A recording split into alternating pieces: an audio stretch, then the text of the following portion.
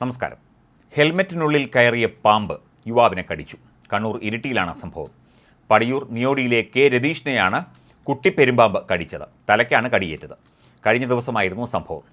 വീടിന് മുന്നിൽ നിർത്തിയിട്ട ബൈക്കിലായിരുന്നു യുവാവിൻ്റെ ഹെൽമറ്റ് വച്ചത്. ഇതിനുള്ളിൽ കുട്ടിപ്പെരുമ്പാമ്പ് കയറി.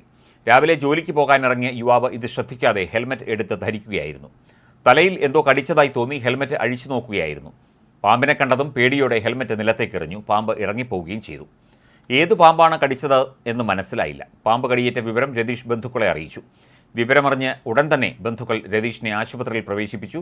അവിടെ നടത്തിയ പരിശോധനയിൽ വിഷമില്ലാത്ത പെരുമ്പാമ്പാണ് കടിച്ചത് എന്ന് തിരിച്ചറിയുകയായിരുന്നു. യുവാവ് വനംവകുപ്പിലെ താൽക്കാലിക ജീവനക്കാരനാണ്.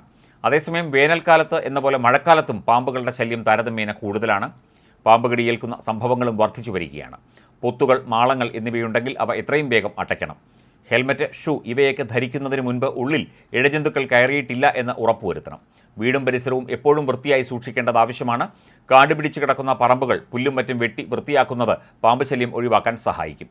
കരിയിലകൾ, തടികൾ, ഓല, കല്ലും കട്ടയും പ്ലാസ്റ്റിക് വസ്തുക്കൾ എന്നിവയുടെ ഇടയിലൊക്കെ തന്നെ പാമ്പുകൾ കയറിക്കിടക്കുന്നത് പതിവാണ്. അതിനാൽ ഇവ വീടിൻ്റെ പരിസരത്തോ ജനലുകൾക്ക് അരികിലോ കൂട്ടിയിടാതിരിക്കാൻ ശ്രദ്ധിക്കണം. വീടിൻ്റെ പരിസരങ്ങളിൽ വെള്ളം കെട്ടിനിൽക്കുന്നത് ഒഴിവാക്കണം.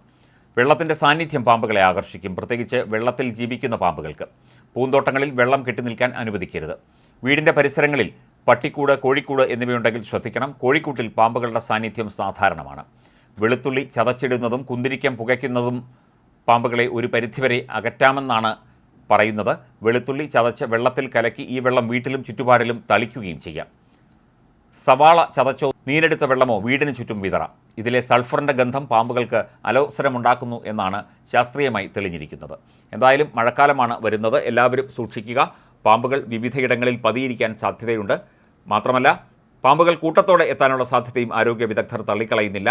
അതുകൊണ്ട് വീടും പരിസരവും എപ്പോഴും വൃത്തിയായി സൂക്ഷിക്കുക. ജലാശയങ്ങൾക്കടുത്തൊക്കെ പോകുന്നവർ ശ്രദ്ധിച്ച് പോവുക. അതുപോലെ ഷൂസ്, ഹെൽമറ്റ് തുടങ്ങിയ കാര്യങ്ങൾ ധരിക്കുമ്പോൾ അവയ്ക്കുള്ളിൽ പാമ്പില്ല എന്ന് ഉറപ്പുവരുത്തേണ്ടതാണ്.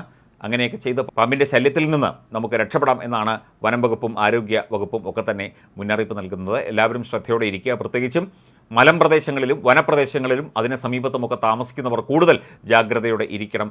ഒരു വേള വനത്തിൽ നിന്നോ അല്ലെങ്കിൽ ചെടികൾക്കിടയിൽ നിന്നൊക്കെ പാമ്പ് ഇറങ്ങി ജനവാസ മേഖലകളിലേക്ക് വരാനുള്ള സാധ്യതയുമുണ്ട്. അതുകൊണ്ട് ആ പ്രദേശത്തുള്ളവർ കൂടുതൽ ശ്രദ്ധിക്കണമെന്നും വിദഗ്ധർ പറയുന്നു.